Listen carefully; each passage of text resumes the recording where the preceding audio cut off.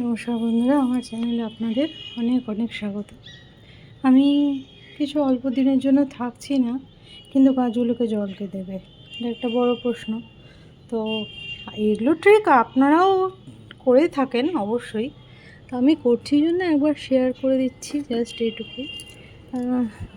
মানে গাছের না, মাটিতে টবে কোনো এক্সট্রা গাছ হলে সবসময় তুলে দেবেন, কারণ মাটির এনার্জিটা গাছের সাথে ওই আগাছাগুলোও টানতে থাকে, এই যে ওতেই থাকে। মানে জমির মাটি হলে এই গাছগুলো আরও বেশি হয়। তো যাই হোক, অন্য প্রসঙ্গে যাচ্ছি।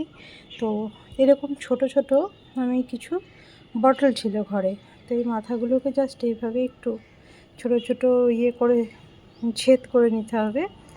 যেদিন যাবেন ঠিক তার আগে এইভাবে একটু এইভাবেও রাখতে পারেন, জাস্ট এইভাবে কাত করেও রাখতে পারেন।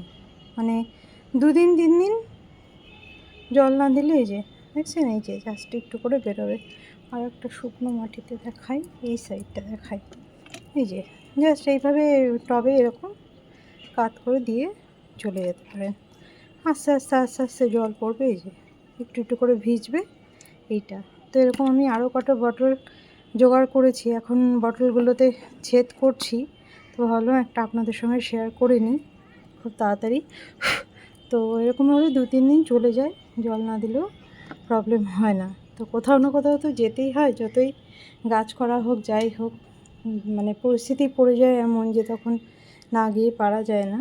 তো এই আর কি, যেদিন যাবেন সেদিন খুব ভালোভাবে গাছে জল দিয়ে দেবেন। দিয়ে মানে ধরুন বিকেলে যাবেন, সকালটা খুব ভালোভাবে জল দিয়ে দিলেন। আর যদি পরের দিন সকালে জার্নি থাকে, তাহলে রাত্রেবেলা খুব ভালোভাবে জল দিয়ে দেবেন। সকালে এই বটলগুলো ওই টবের ধারে এরকম উল্টে উল্টে টবের সঙ্গেই হেলান দিয়ে রেখে বা ঠেকা দিয়ে রেখে বা ঠোকা দিয়ে রেখে, যে যাই ভাষাটাই ইউজ করেন না কেন, ওভাবে রেখে চলে যেতে পারবেন। সেক্ষেত্রে 2-4 দিন ভালোই থাকে। তো ভালো থাকবেন বন্ধুরা সকলে।